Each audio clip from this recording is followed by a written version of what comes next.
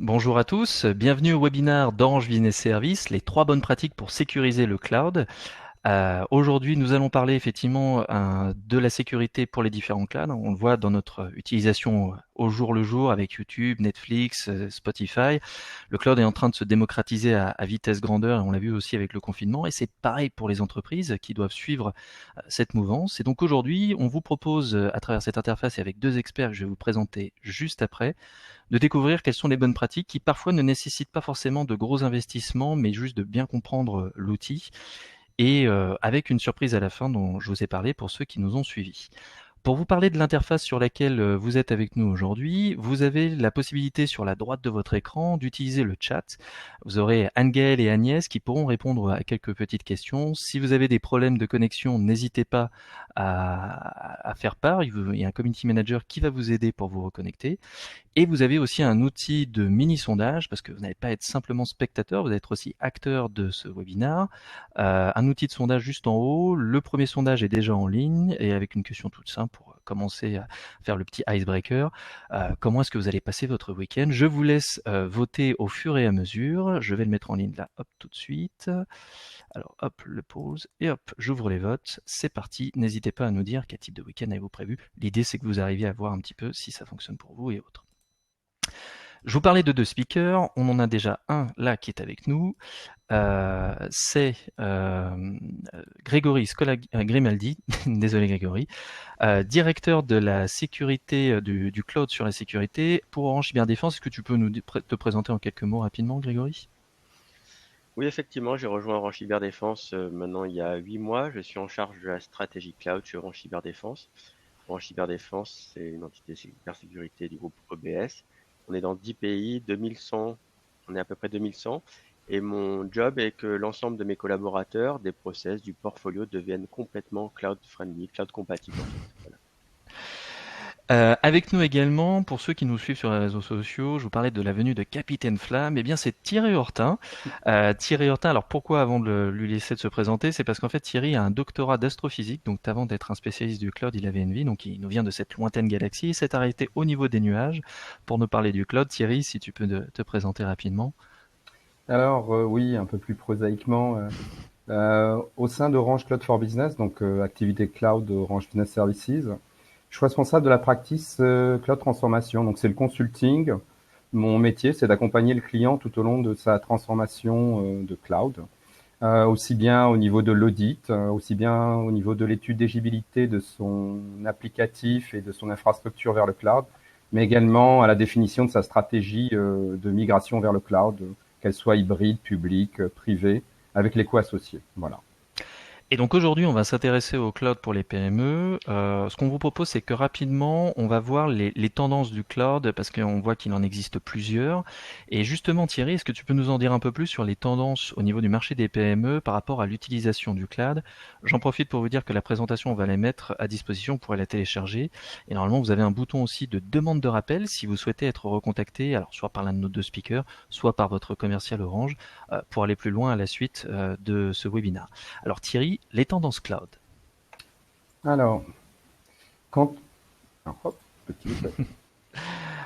Alors, quand on s'intéresse en fait à l'étude de Marques sur les tendances cloud 2020, pour les PME françaises, on remarque que l'engouement principal va vers les software as a service. En software as a service, typiquement pour illustrer, c'est soit la suite bureautique, donc vous connaissez bien Microsoft Office 365, ou alors le CRM Salesforce, qui était un peu le premier éditeur dans le cloud extrêmement connu, suivi par l'infrastructure as a service public. Donc c'est tout ce qui est serveur, on appelle ça Elastic Cloud Server, tout ce qui est stockage, réseau. Ce sont des composants donc de l'infrastructure qu'on trouve sur par exemple Flexible Engine, qui est notre cloud public Orange, mais que vous retrouvez évidemment également sur les autres fournisseurs de cloud public, que sont Amazon Web Services, Microsoft Azure ou Google Cloud Platform, avec qui nous sommes partenaires.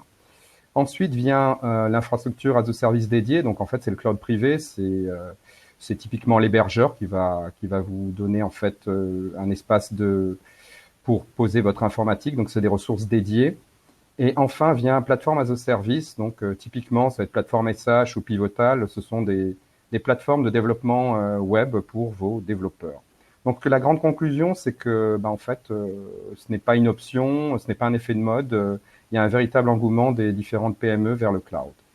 Alors dans le même genre de questions posées aux PME, on leur demande quelles sont les motivations, pour quelles raisons vous voulez aller vers le cloud. La première des raisons qui arrive, en fait, c'est l'agilité. C'est une recherche d'agilité. Alors, qui dit agilité dit DevOps, ce fameux concept. Le but du DevOps, je vous rappelle, je pense que vous le savez, c'est de casser les silos d'une entreprise entre, d'un côté, les développeurs. Alors, les développeurs essayent de répondre aux demandes métiers. Les demandes métiers demandent donc, arrivées par le business, demandent de développement de nouvelles fonctionnalités et applicatifs. Et de l'autre côté, vous avez les opérations qui, eux, leur credo, c'est de maintenir en condition opérationnelle l'informatique de l'entreprise. Donc, on voit qu'ils sont un peu antagonistes. Et le but du DevOps, c'est une culture qui permet de rapprocher ces deux équipes afin de casser les silos, d'automatiser la plateforme, donc avoir ce qu'on appelle une intégration continue, de générer des tests automatiques, de mesurer cette amélioration continue avec des KPI. Mais c'est surtout aussi une culture qui est partagée entre une équipe avec des outils, une méthode et surtout une grande sincérité. La deuxième motivation, c'est tout ce qui concerne, je dirais, l'intelligence artificielle, machine learning, deep learning. C'est comment exploiter vos données, comment avoir des visions qui peuvent servir en fait l'activité commerciale. Donc, on les trouve évidemment principalement dans le cloud public. Vous avez beaucoup de fonctionnalités dans ce qui est intelligence artificielle, reconnaissance de forme et d'autres fonctionnalités de l'intelligence artificielle. La troisième, c'est ce qu'on appelle Digital Workspace. Donc, c'est le fait d'avoir son poste de bureau qui est émulé. Et ça a une résonance assez forte puisque avec la crise sanitaire que nous subissons toujours, surtout pendant le confinement, beaucoup d'entreprises ont mis à disposition de leurs employés en fait des postes de travail afin de continuer l'activité business de leur entreprise. Enfin, vient toujours et ça a toujours un écho avec le Covid, le côté résilience. On y trouve aussi bien la sauvegarde hors site dans le cloud, qu'on appelle backup as a service, mais également le plan de reprise d'activité. Et de temps en temps, c'est du plan de reprise d'activité dans le cloud qui permet en cas de sinistre de récupérer, je dirais, ses données, ses affaires et de pouvoir relancer l'activité d'une entreprise. Alors, quand on se dit également mais vous, les PME, qu'est-ce que vous attendez des fournisseurs ou des éditeurs de cloud? La première des motivations, c'est qu'ils veulent un data center qui est localisé en France. Alors attention, je vais revenir sur cette petite notion. C'est pas parce que vos données sont localisées en France qu'elles sont, je dirais qu'elles peuvent échapper à ce qu'on appelle le Cloud Act ou le Patriot Act. En résumé, c'est une loi américaine extraterritoriale qui permet à la justice américaine d'exiger à certains fournisseurs de cloud qui ont des data centers qui ont beau être localisés en France ou en Europe, où il y a le domaine d'application de la RGPD, mais qui permet dans le cadre donc d'une requête judiciaire de demander à l'entreprise d'exfiltrer, c'est bien le bon terme, d'exfiltrer les données qui peuvent être françaises ou européennes. Donc pour ce faire, il faut non seulement avoir un data center qui est localisé en France, il faut également un droit français et il faut qu'il soit certifié RGPD pour éviter en fait l'exfiltration des données. La deuxième chose, c'est les certifications avancées, c'est-à-dire qu'ils attendent de leur cloud. Vous avez une infrastructure qui est locale, vous décidez de la mettre dans un cloud public. Le minimum, c'est que vous voyez qu'il y a une correspondance entre votre sécurité, je dirais, de votre salle informatique locale, qui correspond avec des certifications avancées dans le monde du cloud. Alors, ça va être ISO 27000K, donc qui est la norme de sécurité. Ça peut être du Secnum Cloud, qui veut dire que le cloud est souverain. Donc, il a été habilité par l'Agence nationale de sécurité des systèmes d'information. Mais ça peut être également d'autres certifications qui concernent la résilience du data center contre les pannes électriques, contre, on pourrait dire, la sécurité environnementale, les inondations, le sismique, le crash aérien, ce genre de choses. Également la qualité, également l'environnement des data centers.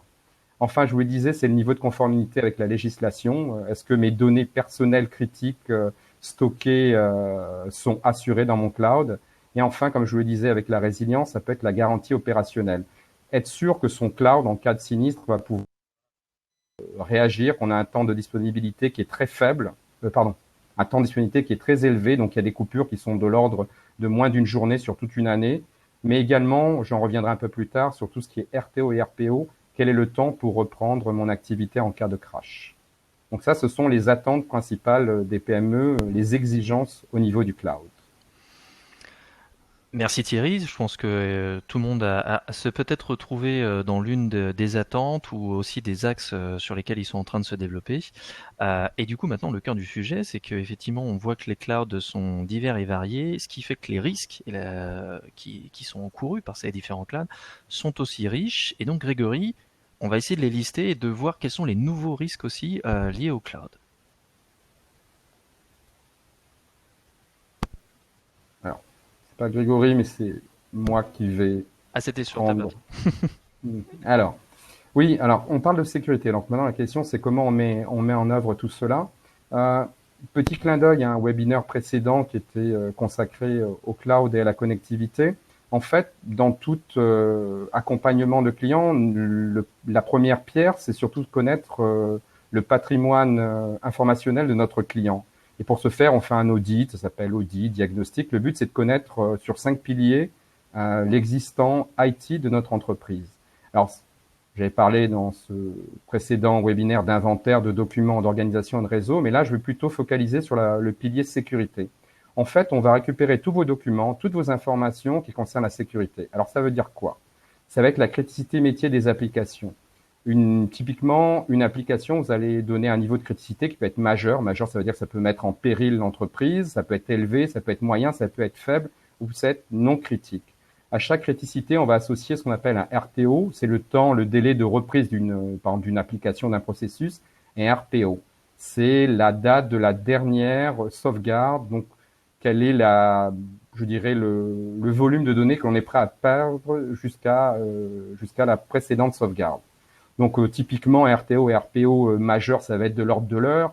Quand ça va être élevé, ça va être plutôt 8 heures ou 12 heures. Et puis quand ça va être, on va dire moyen, ça va être de l'ordre de la journée. Et quand on est à plusieurs jours, ça va être faible. Et quand c'est pas du tout critique, c'est plutôt la politique de moindre effort. Donc on récupère ça. On récupère votre solution de sauvegarde et de restauration. Qu'est-ce que vous sauvegardez? À quelle fréquence? Quelle est la période de rétention? Est-ce que vous avez un PRA? Est-ce que ce PRA, c'est par exemple une salle informatique doublée dans un même endroit, ou une salle informatique qui est répliquée dans un autre endroit, donc un autre data center? Ou est-ce que c'est déjà ce qu'on appelle un PRA dans le cloud, un plan de reprise d'activité dans le cloud? Quelle est votre solution également de plan de continuité d'activité? Quelles sont donc les activités qui sont dans le périmètre étudié? Quels sont les risques encourus? Quels sont les moyens mis en face? La politique de sécurité des systèmes d'information, parce que comme je vous le disais, votre politique de sécurité locale doit correspondre des certifications dans le cloud.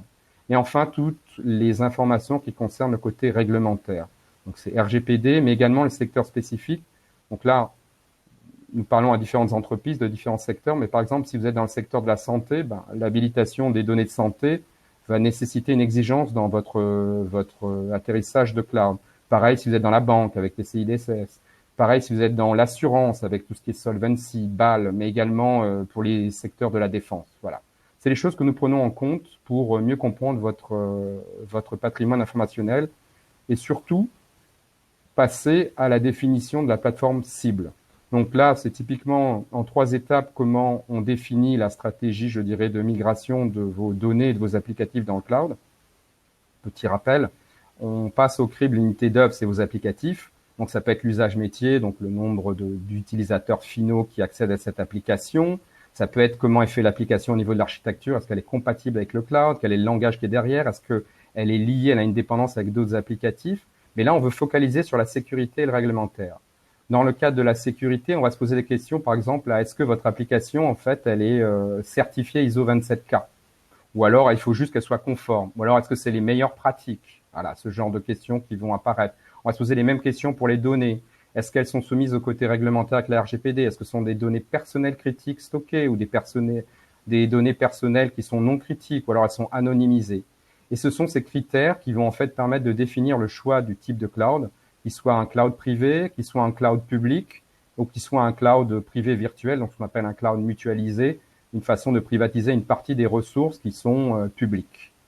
Donc c'est ce genre d'informations que l'on prend en compte pour définir en fait la plateforme, je dirais, d'atterrissage cloud de vos données, de votre infrastructure et de vos applicatifs.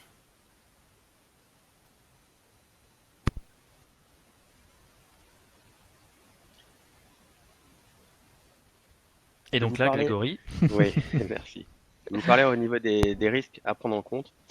Il y a deux tableaux. Le premier tableau, c'est en bleu. En fait, ce sont les risques informatiques à traiter en général dans les PME. Je les ai listés ici. Je ne vais pas les détailler. Je pense que c'est des sujets, des risques que vous connaissez déjà. Vous avez sûrement déjà pris des mesures pour répondre à ces risques. Moi, je vais vous parler du deuxième tableau parce que je vais parler des risques spécifiques au cloud. Donc, il y en a quatre. J'en ai identifié quatre ici qui parlent à tout le monde et c'est souvent les quatre qu'on retrouve régulièrement. C'est la perte de données. La perte de données ou la violation de données. C'est-à-dire qu'en fait, vous mettez des données dans le cloud. Vous ne savez pas trop où c'est puisqu'il n'y a plus d'histoire de data center. C'est pas un serveur qui est à côté dans votre bureau. Pas du tout. Vous ne savez pas trop où c'est. Et effectivement, le fait de ne pas savoir trop où on met les données, il se peut que quelqu'un ait accès et que soit les détruise, soit les prenne pour en faire autre chose. Et effectivement, on le voit, c'est un risque de plus en plus important de protéger les données qu'on met dans le cloud.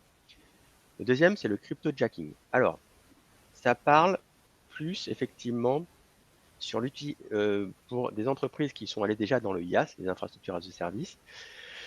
On le voit régulièrement, on a des infrastructures qui sont construites sur AWS ou Azure ou autre, et en fait, des hackers ont réussi à rentrer dans votre système et vont utiliser en fait la puissance de calcul, par exemple des machines virtuelles que vous avez installées, et en fait, vous n'avez pas le contrôle, mais eux, par exemple, vont miner du Bitcoin.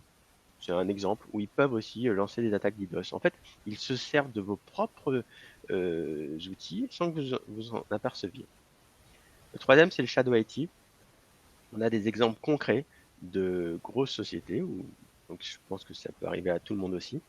Un RSSI, responsable de la sécurité informatique, qui est venu me voir en me disant, moi, dans ma société, il y a 600 applications de type SaaS. Alors le SaaS, on parlait de Salesforce, alors il y a ServiceNow, Office 365, il y en a plein des connus. Effectivement, il avait plus de 600 qui tournaient. Et en fait, il n'en avait aucune idée, il n'avait aucun contrôle et une visibilité là-dessus. Donc on le voit bien en fait, votre employé peut très bien souscrire à un service de type SaaS sans vous en informer et effectivement envoyer ou partager, divulguer des informations sur ce type de service et vous n'avez aucune vision de tout ça puisque c'est le principe du shadow IT. En 4, c'est Bring Your Home Device. On l'a vu pendant le confinement. Beaucoup de personnes ont utilisé des téléphones personnels, des ordinateurs, des postes de travail de type personnel. Donc, il faut en tenir compte. Donc, c'est l'utilisation de certains équipements. Et je pense qu'il est important de pas peut-être de voilà il faut en parler, il faut prendre une décision. Soit vous acceptez, soit vous n'acceptez pas, mais il faut en prendre compte pour pouvoir mettre des mesures de sécurité. Donc maintenant, ça va être, je vais vous présenter quatre mesures de sécurité qui sont très importantes et qui vont couvrir vraiment, on va dire, la majorité des risques que je vous ai montrés avant. La première, c'est de gérer les accès à vos données. Sur votre gauche, vous avez les employés de votre société, d'accord, qui ont un certain nombre de différents, soit un poste de travail type ordinateur portable ou fixe, ou un téléphone ou une tablette. Cette personne a un rôle, il est connecté, il est commercial France, donc il est localisé en France, il utilise peut-être une terminal et une méthode d'authentification. La plus connue, c'est celle en bas, c'est le mot de passe, le password. Mais effectivement, vous pouvez rajouter différents types de méthodes d'authentification. Et ensuite, avant d'accéder aux applications ressources qui sont sur votre droite, et c'est exactement ce qu'on voit dans la plupart des PME, des fois des serveurs donc dans un petit data center, très souvent de l'Office 365. Alors, ça peut être d'autres SaaS, de type Salesforce, comme je vous ai dit, ou d'autres Gdrive, par exemple, si vous préférez Google, il n'y a aucun souci. Et le IaaS, des infrastructures as a service. Les trois plus connus sont Google Cloud Platform, Microsoft Azure, AWS. On travaille aussi, par exemple, sur des Alibaba, il y a du IBM, il y en a d'autres. Ce que je veux dire par là, ce qui est important, c'est que vous devez gérer l'accès aux utilisateurs. Tous vos utilisateurs doivent être identifiés, vous devez avoir défini une policy, c'est-à-dire en fait mettre en place des règles de sécurité avant qu'ils accèdent à vos données. Un exemple concret, si un collaborateur se fait voler par exemple son laptop, pendant peut-être un mois, il va rien se passer, puis peut-être qu'au bout d'un mois, quelqu'un à 2 heures du matin, par exemple en France, va se connecter dans un pays autre que la France, et donc, parce que la personne avait enregistré ses identifiants, et donc va se connecter évidemment à Office 365 ou à d'autres applications, Bon, ben ça, normalement, techniquement, cet utilisateur a dû être supprimé. Et en fait, il faut regarder ça. De base, effectivement, cette personne n'a plus accès, mais si vous avez oublié de le faire, il faut peut-être mettre en place, il existe des solutions, des produits plus évolués qui vont analyser en fait le comportement de l'utilisateur. Voilà. Donc à la fois, on part sur une règle de base, j'ai accès, j'ai pas accès, mais vous pouvez aussi utiliser beaucoup plus de l'analytique du comportement de l'utilisateur, mais ça, ce sont voilà ce que je veux dire, des produits beaucoup plus évolués. La deuxième règle, c'est la protection de la messagerie. Oui, pardon, excusez-moi. Oui, Charles. Grégory, juste pour compléter, effectivement, tu parlais sur le fait qu'il y a des solutions. Orange Business Service, si ici les personnes qui nous regardent cherchent une solution, il suffit juste qu'elles prennent contact avec leur commercial, il pourra les accompagner, soit en proposant une solution, soit en proposant un peu de conseils pour faire le paramétrage. C'est possible ça? Oui, tout à fait. Effectivement, nous avons mis des liens sur chaque slide en bas à droite qui proposent soit un service, soit une solution, un produit Hmm. que vous pourrez trouver effectivement sur notre site internet orangecyberdefense.fr. D'accord, merci. Sur protéger la messagerie. Alors, la messagerie, c'est le point d'entrée préféré des hackers. D'après les études de Microsoft, c'était encore le point d'entrée principal de Office 365 en France et dans le monde entier. Donc, on le voit, le problème de la messagerie, il est le suivant. Il faut inspecter tous les mails qui rentrent. Le problème, c'est qu'effectivement, avant, vous aviez un serveur de mail dans votre société et c'était les mails passaient tous par là. Maintenant, c'est un peu différent parce qu'effectivement, le slide d'avant, vous avez vu, les utilisateurs se promènent, ils ne sont pas plus spécialement au bureau. Donc, ils reçoivent des mails dans tous les sens. Il faut obliger à passer tous ces mails dans, comme je l'ai dessiné, c'est-à-dire un espèce de tuyau, d'accord? Vous centralisez l'inspection de tous les mails. Et vous pouvez mettre un certain nombre de différents types de contrôles pour contre le virus, le malware, le phishing, le spam, d'accord? Vous pouvez commencer par que pour plus, mais vous pouvez ajouter un certain nombre de contrôles et s'il y a le moindre doute, vous mettez en quarantaine votre mail. Vous pouvez le détruire, vous pouvez faire un certain nombre d'actions, d'accord? Mais effectivement, c'est de le signaler avant que le mail arrive au destinataire. Alors, ça prendra un tout petit peu de temps, mais c'est pas très grave parce que vous le savez, malheureusement, très souvent, les attaques commencent par le clic d'un utilisateur de votre société qui va cliquer sur le mauvais mail qui sera passé par les mailles du filet. Donc, il faut absolument quand même mettre un filet avec des mailles assez fines. Et ça, c'est important. C'est pareil, un certain nombre de solutions d'email proposent des solutions de sécurité natives. Il faut les mettre en place. Il faut que vous regardiez si ça répond exactement au risque que vous avez identifié. Pareil, si vous voulez en savoir plus. Oui, pardon, Charles. C'est vrai qu'on a, par rapport quand on a commencé à parler de ce webinaire, il y a pas mal de gens qui m'ont demandé Office 365, enfin qui me disaient qu'ils avaient leur Microsoft Outlook ou Office 365. Mhm. Est-ce que nativement dans cette messagerie, il y a un logiciel qu'il faudrait activer avec un spécialiste informatique ou quelqu'un qui est spécialisé? Il y a quelque chose d'intégré déjà de base? Alors, nativement de base, il est actionné, il faut normalement rien faire, ça c'est de base. Mhm. Ensuite, mais pareil, il rend un service de sécurité de base. Plus ensuite, par exemple sur F65, c'est une histoire de licence. Par rapport aux licences que vous prenez, vous avez le droit à des services de sécurité un petit peu plus renforcés, on va dire. Et effectivement, il faut les activer et comme on dit, bien les tuner, bien les configurer. Voilà. Et là, Mhm. vous avez besoin souvent d'un expert de sécurité qui va pouvoir vous accompagner à bien configurer l'outil.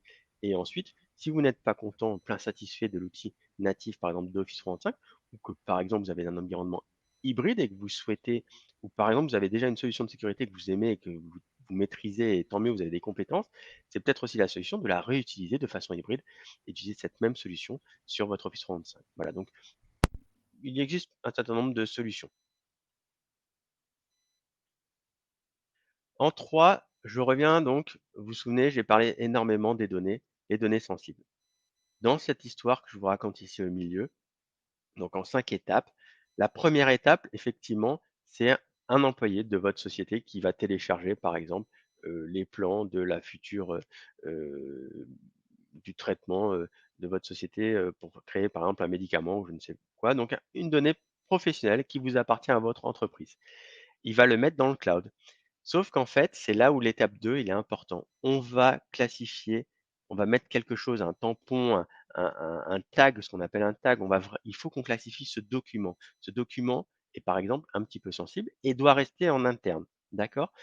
Ce que je veux dire par là, c'est que très souvent, un exemple concret, je suis un collaborateur, je rentre chez moi et effectivement, j'ai 2 PC, pro, j'en donne un, à mon fils et là, mon fils, lui, comme par hasard, il va installer, un Dropbox personnel.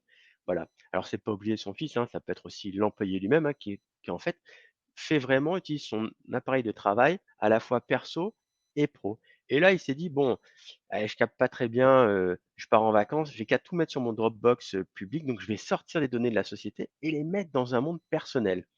Que, effectivement, je ne maîtrise pas, puisque ça n'a pas été déclaré au sein de la direction informatique de ma société qu'il y avait ce genre de possibilité. Et c'est là qu'effectivement ce genre de solution ou de service est très important. Il va contrôler justement le déplacement de ces données et interdire, comme vous le voyez sur la partie 4, c'est-à-dire un utilisateur externe qui n'est pas habilité à toucher à ces données, n'aura pas le droit de les voir. Et si il y a un déplacement ou s'il y a une tentative d'ouverture, automatiquement sur la table 5, vous le voyez, il y a une alerte qui a été créée. Donc on voit bien que ce document se promène, c'est pas normal, qu'est-ce qui s'est passé? Peut-être que c'était pas fait exprès. Vous savez, un Dropbox public va faire de la synchronisation automatique avec le laptop et en fait, l'employé n'a aucune idée de ça et en fait, elle se trouve, les données commencent à se balader à droite à gauche. Et dans le tableau en dessous, voici le genre de données qui sont, sensibles et qu'il faut, protéger, donc les données personnelles, les financières, les données un petit peu sensibles, secrètes à votre entreprise. Enfin, alors c'était effectivement j'ai rajouté une quatrième mesure. Pourquoi? C'est ce qu'on appelle, je reviens là-dessus, le shadow IT. Aujourd'hui, bon, on parle beaucoup d'Office 365, mais vous le savez, il y a beaucoup plus de solutions de type ça. Je reviens à mon RSSI qui en avait plus de 600 quand même accès. Il est important de comprendre ce qui se passe, donc de reprendre du contrôle et de la visibilité de ce que font vos employés.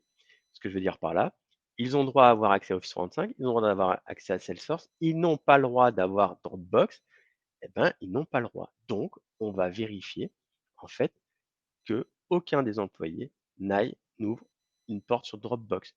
Autre exemple, vous avez le droit sur Office 365 d'utiliser SharePoint, vous n'avez pas le droit, si vous souhaitez, de rendre ce SharePoint public. C'est exactement ça le Shadow IT. Ce sont des choses qui se passent et il faut les contrôler. Donc du coup, ce genre de solution ou de service effectivement natif à certaines type Microsoft existe. Microsoft aime bien faire que sur du Microsoft. Donc j'aime bien aussi les solutions de type de partenaire parce qu'effectivement c'est beaucoup plus hybride. Et là, vous le voyez en fait quand on fait le tour de la roue, c'est d'abord identifier, de voir ce qui se passe, d'évaluer, de mettre en place le niveau de risque. Ce genre de solution vous aide en vous disant ah, c'est un petit peu risqué là, le SharePoint public, c'est pas terrible. Attention, la conformité par rapport à ce que Thierry vous a dit, hein, vous devez respecter certaines lois par rapport à votre activité ou par rapport à votre pays. Donc vous allez vérifier que vous êtes bien conforme par rapport à la RGPD ou si vous faites du business en ligne avec la PCI DSS. Vous analysez l'utilisation, vous mettez en place des règles et vous surveillez tout le temps. Et la prochaine fois qu'un collaborateur commence à utiliser une solution que vous n'avez pas autorisée, au moins vous serez informé et vous prendrez une décision. Est-ce que ça vaut le coup ou non? Est-ce que c'est normal qu'il utilise ce type de solution? Voilà, là aussi, nous avons une offre et des services à vous proposer. Merci Grégory. On en arrive à la fameuse surprise pour ceux qui auraient vu la petite vidéo de présentation dont on parlait. Orange Business Service va mettre à votre disposition à partir de vendredi. On va vous envoyer un mail à vous qui assistez à ce live ou qui vous êtes inscrit et vous êtes en train de le regarder en replay. Donc on va essayer d'en faire profiter un maximum de personnes. Ce sera bien évidemment accessible directement depuis notre site web. Un autodiagnostic gratuit, un peu comme vous avez YouTube pour la vidéo à la demande ou Netflix, eh bien vous allez avoir un diagnostic à la demande qui va permettre de voir votre maturité sur le cloud. Alors comme l'évoquait Thierry tout à l'heure, de savoir effectivement quels sont les usages que vous avez, quels sont les comportements ou les métiers qui vont être impactés par les différents clouds et aussi l'aspect sécurité. Et grâce à ça, on va pouvoir vous faire des recommandations et ce diagnostic va être aussi l'occasion pour vous d'aller discuter un peu plus de votre projet, d'avoir un petit état des lieux sur votre maturité avec votre commercial Orange Business Service et derrière d'aller un peu plus loin Thierry, ce genre d'autodiagnostic là qu'on met en place, hein, c'est une nouveauté hein, pour pour chez nous Orange Business Service, on a l'habitude de faire parfois. Est-ce que ça peut permettre du coup là où on allait passer 2 heures de rendez-vous, peut-être de raccourcir à 1 heure? Alors Charles, totalement. Ça permet d'économiser du temps aussi bien pour la partie, je dirais, cadrage. Parce qu'en fait, en répondant à cet auto-diagnostic, vous nous donnez des informations qui permettent de mieux appréhender votre infrastructure. Donc il y a vraiment des questions qui pour nous sont intéressantes et qui nous permettent d'avancer rapidement. Typiquement, est-ce que vous avez un ERP, est-ce que vous avez un CRM, est-ce que vous êtes hébergé sur du physique, sur un serveur virtualisé, ce genre de choses. Donc oui, c'est quelque chose qui nous aide plus rapidement à délivrer un conseil de qualité. Grégory, en préparant ce webinaire, tu me disais qu'il y a beaucoup d'entrepreneurs qui ont senti venir l'opportunité que offrait le cloud et que la sécurité, c'est venu un peu plus tard dans la discussion quand ils ont commencé à voir les risques arriver. Est-ce que le fait justement de prendre ces questions déjà en amont, ça peut faire gagner du temps et peut-être parfois de l'argent sur les différents dispositifs de sécurité que tu nous as expliqués, les 4 que tu viens de nous présenter? Alors, il va falloir te remettre en unmute. pour moi. Parfait. Effectivement, sur ce questionnaire, j'ai passé avec les équipes beaucoup de temps pour vraiment cibler une PME et la sécurité du cloud là-dessus. Ça permet justement de s'auto-didactifier, d'avoir une première vision un peu de là où on est dans un sujet aussi innovant. Alors pour l'avoir testé effectivement en avant-première, cette chance, c'est vrai que c'est assez clair. Les intitulés, il n'y a pas vraiment de zone grise. Et si jamais il y a une zone grise, vous n'hésitez pas à appeler votre commercial Orange Business Service qui vous accompagnera pour essayer de mettre les bonnes réponses et qu'à la fin vous ayez un diagnostic, cet auto-diagnostic qui vous sera envoyé par mail, qui soit le plus proche de ce que vous avez et ce que vous vivez aujourd'hui. Euh, un petit retour avant d'aller sur ces fameuses 3 bonnes pratiques, hein, qui est le titre de ce webinaire, l'objectif. Pour te faire un retour, Grégory, sur le petit sondage que j'ai mis en ligne, les risques. Alors, savoir quels risques spécifiques au cloud vous ne connaissiez-vous pas, donc avant que tu les présentes. Et apparemment, donc 75% des répondants, c'était le cryptojacking.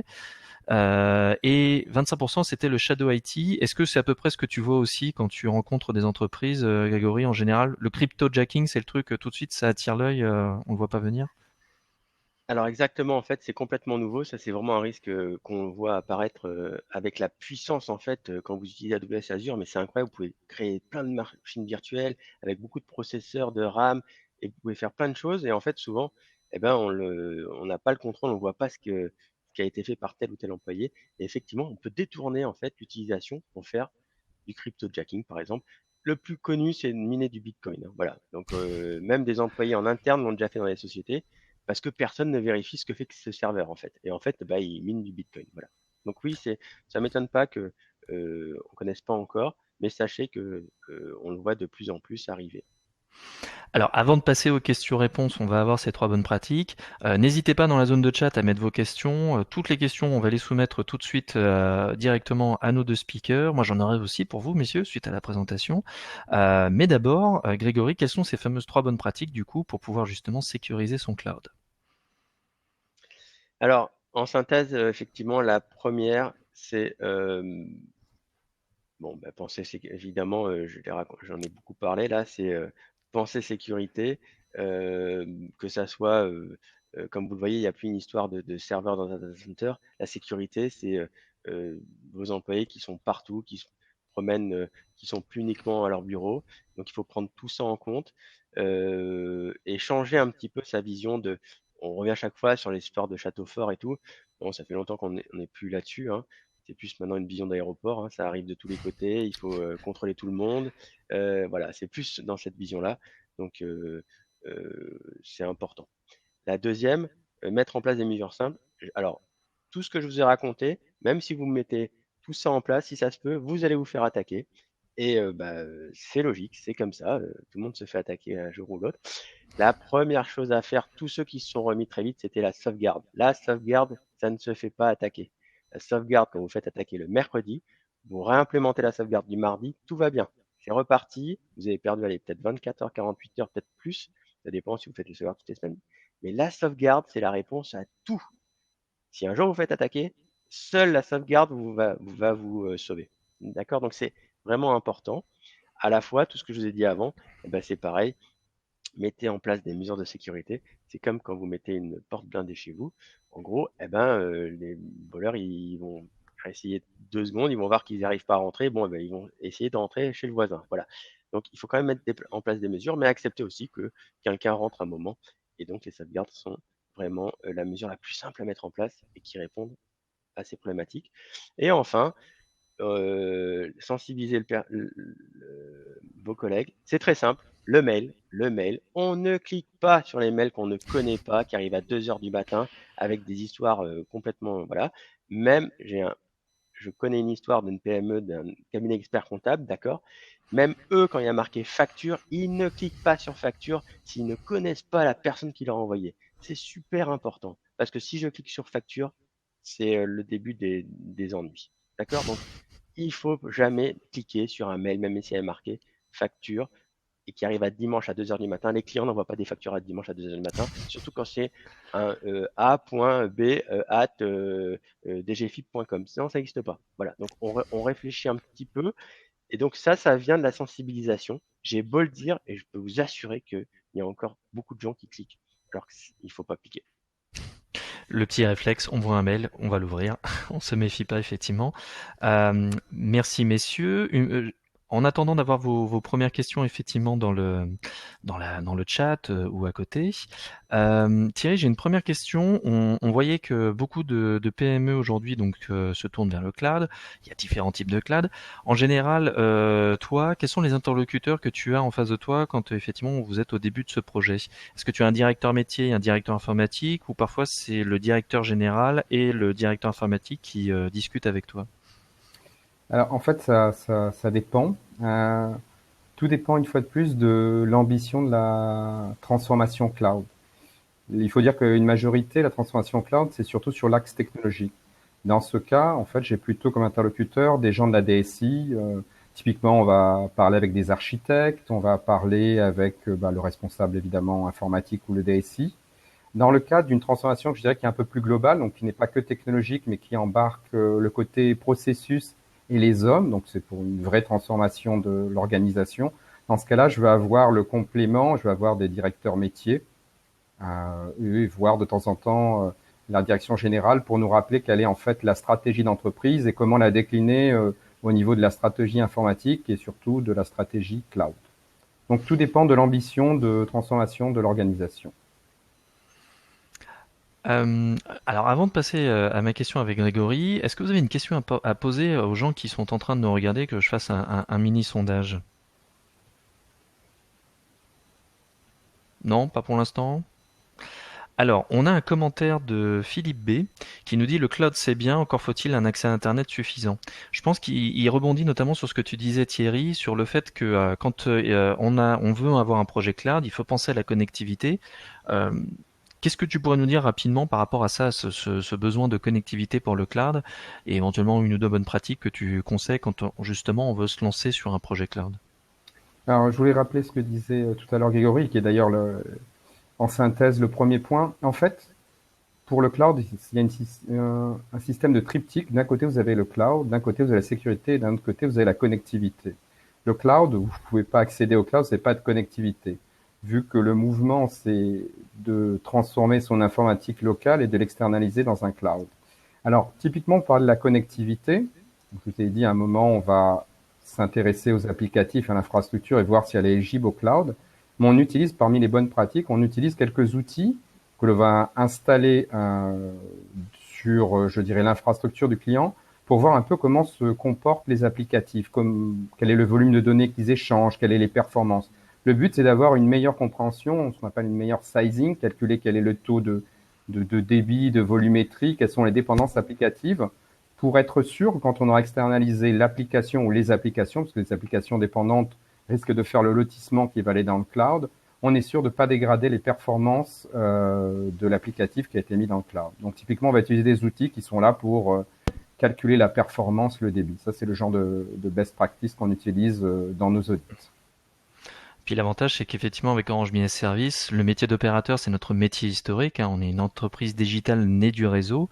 Et donc, Philippe, si vous avez besoin d'accompagnement aussi sur la connectivité, ben, n'hésitez pas, hein. Je pense que tout le monde est au courant qu'effectivement, Orange est un des opérateurs qui déploie la fibre en France. Et aujourd'hui, peut-être que vous ne le savez pas, mais il existe trois types de fibres. Il y a la fibre grand public, hein, celle que l'on met dans tous les lieux, qui a le niveau de sécurité comme si vous alliez dans une boutique Orange. La fibre professionnelle, où là, effectivement, il y a des délais de SLA, de garantie de service qui sont plus importants et donc qui sont contractuels, donc qui n'ont pas la même tarification. Et puis après, vous avez une forme hybride de fibre qui mélange effectivement les avantages de la fibre publique et la fibre avec les garanties professionnelles. Mais n'hésitez pas à reposer une question, Philippe, ou à faire une demande de rappel. On pourra vous donner plus d'informations là-dessus si ça peut vous aider dans votre projet cloud. Si vous avez des commentaires comme Philippe, n'hésitez pas, hein, on est preneur de toutes les questions, avec bienveillance bien évidemment. J'avais une question, Grégory, sur aujourd'hui effectivement on parle de sensibiliser régulièrement les salariés au risque. Il y a plein de formations honnêtement sur le marché, il y a plein de choses voilà, qui sont un peu lourdes et qui prennent parfois beaucoup de temps. Et on sait qu'en plus, en ce moment, avec le déconfinement et la reprise d'activité, c'est parfois très difficile. Est-ce qu'on a des solutions de formation qui peuvent être un peu plus ludiques, qui peuvent changer de la norme habituelle avec Orange Cyberdéfense? Alors, oui, effectivement, il existe un certain nombre on propose un certain nombre de différentes manières pour sensibiliser les personnes. Il y a alors, je dirais des types de jeux Mhm. où vous vous sentez complètement imprégné imprégné C'est dans l'histoire. immersif. Ouais, Mhm. ça immersif, pardon. Et donc, d'ailleurs, ça a beaucoup de succès. Euh, donc ça, effectivement, ça peut être, c'est pas dédié au cloud, hein, évidemment, mais oui, c'est une façon générale, ça parle à tout le monde sur la cybersécurité.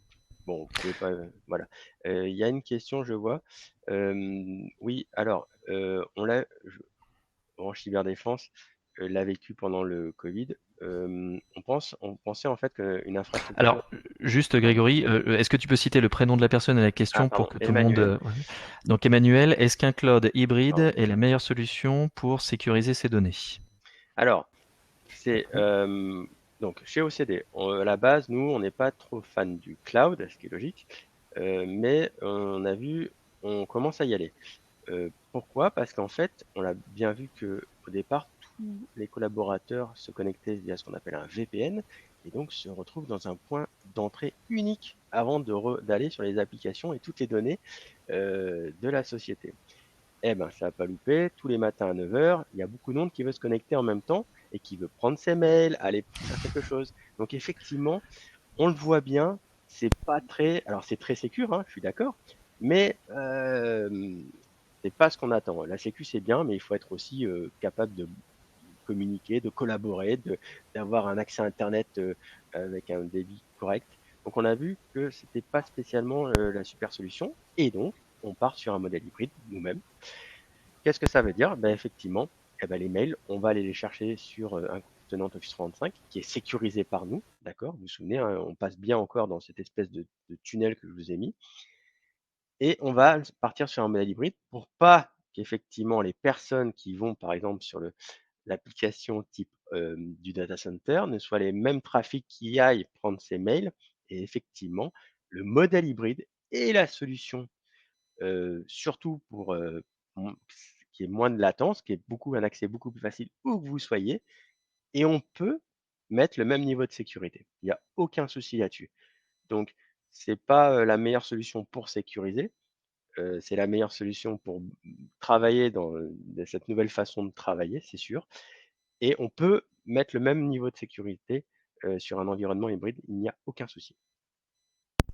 Du coup, Thierry, si tu veux rajouter rapidement un commentaire, effectivement, par rapport à ce qu'a dit Grégory. Oui, enfin, je voulais rebondir sur la partie cloud hybride, qui est en Mhm. effet une bonne solution pour sécuriser ces données. Mais je voulais juste rajouter le fait que c'est devenu également une tendance. Donc, euh, pour faire pour faire un petit peu la genèse, on avait le cloud privé, on a découvert le cloud public, on a une tendance à aller à fond vers le cloud public.